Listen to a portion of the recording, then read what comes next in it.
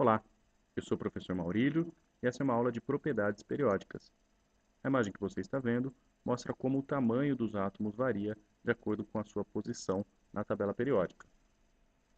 Os objetivos dessa aula são comparar elementos químicos em relação a algumas de suas propriedades periódicas, entender as mudanças nas propriedades periódicas dos íons e estabelecer a relação das diferentes propriedades periódicas. Vamos lá! Antes da gente começar, é necessário relembrar que a configuração eletrônica tem tudo a ver com a posição do elemento químico na tabela periódica. É possível localizar o elemento químico de acordo com a sua distribuição eletrônica, e vice-versa. Saber a distribuição eletrônica apenas pela posição daquele elemento químico na tabela. Isso é um assunto que também já foi discutido num outro vídeo, que você pode acessar clicando ali no link. Mas lembre-se, as camadas da distribuição eletrônica vão corresponder aos períodos na tabela periódica, e as subcamadas vão corresponder às famílias da tabela periódica. Agora sim, vamos ao estudo das propriedades periódicas. E a primeira das propriedades periódicas que a gente vai ver é a mais importante de todas, porque ela acaba determinando as outras três. Na matemática, o raio é definido como a metade do diâmetro ou ainda a distância entre o centro da circunferência e a sua extremidade. No caso do raio atômico, é a distância entre o núcleo e o elétron mais externo. Alguns livros trazem como definição de raio atômico a metade da distância entre o núcleo de dois átomos, que é a mesma coisa. De uma forma geral, os exercícios relacionados a propriedades periódicas são comparativos. A gente vai estar comparando o raio atômico de um elemento químico com o raio atômico de outro elemento químico, determinando quem é maior, quem é menor, ou colocando-os em ordem crescente ou decrescente. A primeira coisa que a gente precisa observar na comparação de dois raios atômicos é o período em que aquele elemento químico está na tabela periódica, porque para diferentes períodos teremos diferentes números de camadas eletrônicas. Por exemplo, numa mesma família ou no mesmo grupo, o raio atômico aumenta na medida em que descemos os períodos, o que representa um aumento no número de camadas eletrônicas.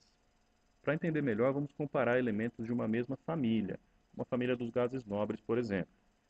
Fazendo distribuição eletrônica, a gente consegue perceber que cada um deles apresenta um número diferente de camadas. Por exemplo, o hélio com 2 elétrons vai apresentar uma camada só, um s2. O neônio com 10 elétrons apresentará duas camadas. Ele vai ter um s2 preenchido, depois a 2s2, 2p6. Então ele tem a camada 1, preenchida com 2 elétrons, e a camada 2, também preenchida com 8 elétrons. Ele vai ter um raio atômico maior, portanto, porque ele apresenta um maior número de camadas. O argônio, por sua vez, terá 3 camadas eletrônicas completas. Com 3 camadas, o argônio será maior que o neônio, que será maior que o hélio. Portanto, quanto mais para baixo na tabela periódica, maior vai ser o número de camadas e, consequentemente, maior será o raio atômico daquele elemento químico. O número de camadas, portanto, é a primeira coisa que devemos comparar quando estivermos comparando o raio atômico dos elementos químicos.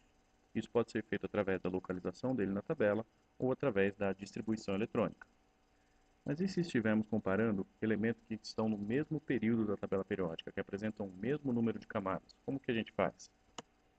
No mesmo período, o raio atômico vai aumentar da direita para a esquerda, porque para o mesmo número de camadas ocupadas, os elementos situados à direita possuem uma carga nuclear maior. Vamos com calma. Primeiro precisamos entender essa palavra-chave que está sublinhada, carga nuclear. O próprio nome já ajuda, é a carga do núcleo. Ou seja, a carga nuclear nada mais é do que a força de atração que o núcleo, que é positivo, exerce sobre os elétrons, que são negativos. Comparando dois elementos químicos que apresentam o mesmo número de camadas, como por exemplo o sódio e o cloro. A partir da distribuição eletrônica, é possível observar que o sódio apresenta 3 camadas eletrônicas com um elétron na última camada. O cloro também apresenta 3 camadas eletrônicas, mas com 7 elétrons na última camada. O número de elétrons na camada de valência para esse estudo não é relevante. O importante aqui é a gente observar quantas camadas eles apresentam. Nesse caso, ambos apresentam 3 camadas eletrônicas. A figura mostra que o raio atômico do sódio é maior que o do cloro, justamente em função do número atômico, em função da carga nuclear do sódio ser menor. O sódio terá 11 prótons para atrair as 3 camadas eletrônicas, enquanto o cloro terá 17 prótons para atrair as camadas eletrônicas. Portanto, a carga nuclear do cloro é maior, o que faz com que o seu raio atômico seja menor. No mesmo período, o elemento situado à direita terá maior número atômico, uma vez que a tabela periódica vem em ordem crescente de números atômicos, da esquerda para a direita. Aquele que está situado à direita numa mesma linha horizontal terá sempre um número atômico maior. Isso vai acarretar numa maior carga nuclear. Os elétrons serão mais fortemente atraídos, causando então a diminuição do raio atômico. Portanto, para compararmos raios atômicos, é necessário fazer duas observações nessa ordem. A primeira, o raio atômico vai aumentar de cima para baixo, porque quanto mais camadas eletrônicas, maior será o raio, numa mesma família ou mesmo em famílias diferentes. Maior o número de camadas eletrônicas, maior o raio atômico. Somente se empatar o número de camadas, ou seja, se os elementos estiverem situados no mesmo período da tabela periódica, o raio vai aumentar da direita para a esquerda, porque para o mesmo número de camadas eletrônicas, o raio aumenta conforme diminui a carga nuclear. De uma forma geral, teremos então as setinhas indicando o aumento do raio atômico para baixo e para a esquerda. Para ajudar a lembrar, basta estabelecermos qual elemento químico apresentará o maior raio atômico de todos e qual apresentará o menor. O maior raio atômico de todos será do elemento situado mais abaixo na tabela periódica e mais à esquerda. No caso, será o frâncio, que apresenta 7 camadas eletrônicas, portanto é um raio bastante grande, porém, para os elementos situados no mesmo período que ele é o que apresenta o menor número atômico, então ele terá maior raio entre eles. Já o menor raio atômico de todos será aquele elemento químico que apresentar o menor número de camadas, no caso, uma camada somente, então ficamos entre o hidrogênio e o hélio, só que o hélio apresentará um raio atômico menor que o do hidrogênio, porque ele apresenta 2 prótons para atrair aquela única camada, ao passo que o hidrogênio só apresenta um. Então, o maior raio atômico de todos os elementos químicos da tabela é o frâncio, e o menor raio atômico de todos é o hélio. Agora vamos falar um pouquinho do raio iônico. E o raio iônico é a variação dos raios atômicos dos íons em relação ao raio do elemento no estado fundamental, sem carga. Ou seja, a gente vai comparar o mesmo elemento químico, uma vez sem carga e a segunda vez com carga, na forma de íon, seja ele positivo ou negativo. Se o íon for um cátion, que apresenta carga positiva, ele vai apresentar um raio atômico menor que o elemento no seu estado fundamental, porque o cátion perdeu um elétron. Comparando o sódio no estado fundamental, em que ele apresenta 11 prótons no núcleo e 11 elétrons distribuídos nas 3 camadas, teremos um raio atômico do sódio no estado fundamental. Uma vez que o sódio se transformar no íon sódio+, ele vai perder o último elétron da terceira camada. Portanto, ele vai ficar com 10 elétrons e 11 prótons. Note que o raio do íon sódio será menor que o raio do sódio no estado fundamental. De uma forma geral, os cátions terão raios menores do que os átomos no estado fundamental. Quanto menor o número de elétrons para aquela mesma quantidade de prótons, menor será o raio atômico. No caso do ânion, a situação se inverte. O ânion apresenta carga negativa e terá um raio atômico maior que o elemento no estado fundamental, uma vez que ele ganhou um elétron. Comparando o cloro neutro, com 17 prótons no núcleo e 17 elétrons distribuídos nas 3 camadas, com o íon cloreto, o cloro com a carga negativa, que recebeu um elétron, ele terá 18 elétrons para os mesmos 17 prótons.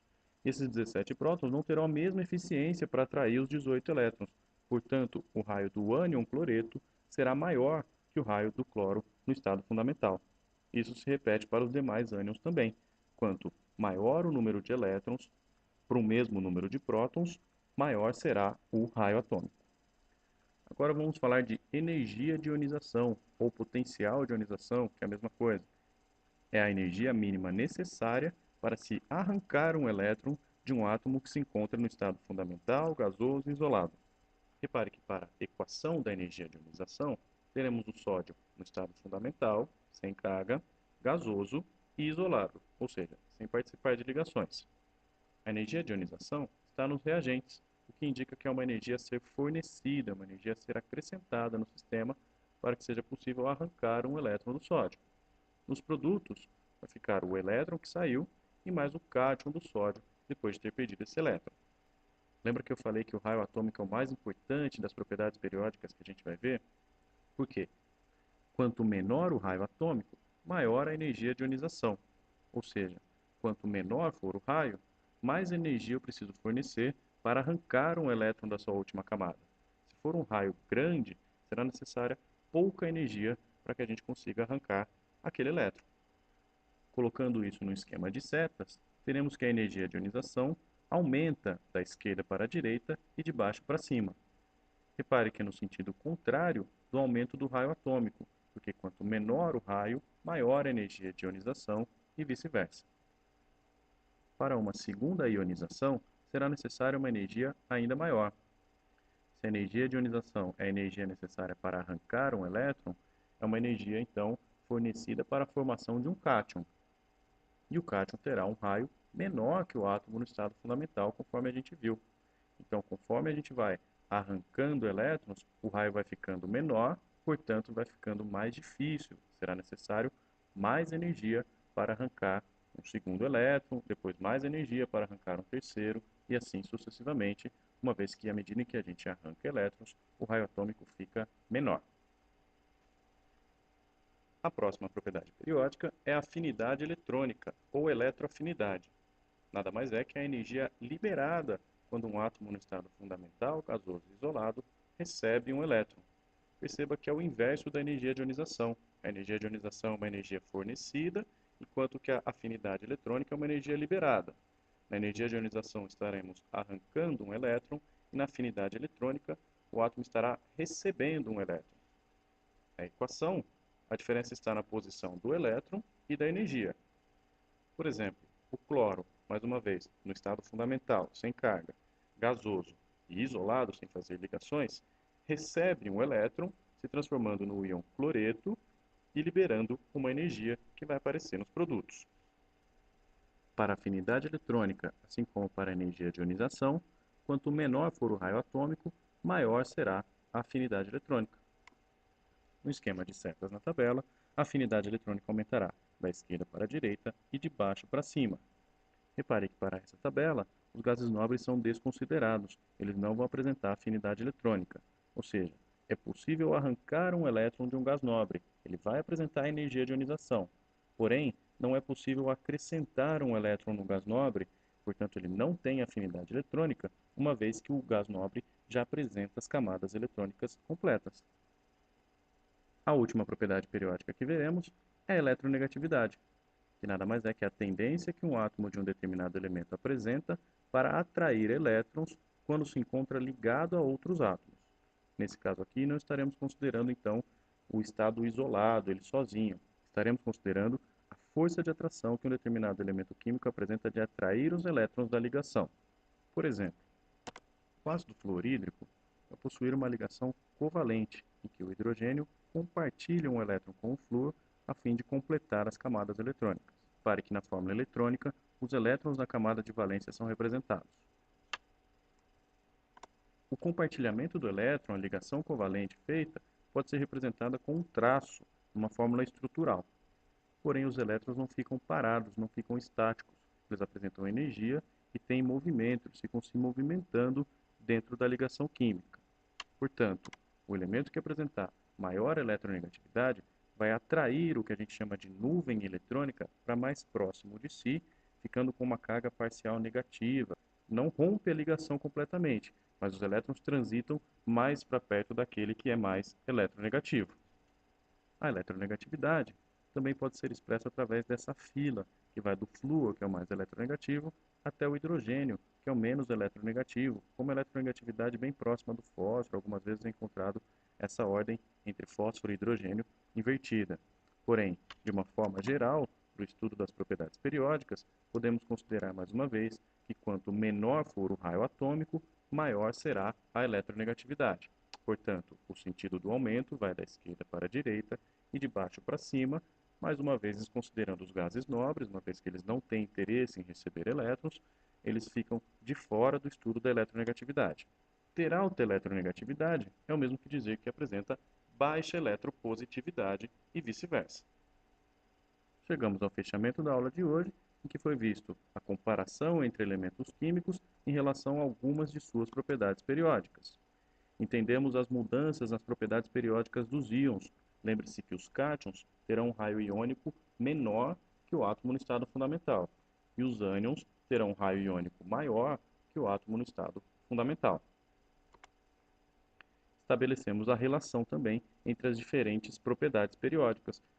Quanto menor o raio atômico, maior a energia de ionização, maior a afinidade eletrônica e maior a eletronegatividade também. Eu sou o professor Maurílio, espero que você também tenha gostado. Até uma próxima. Tchau!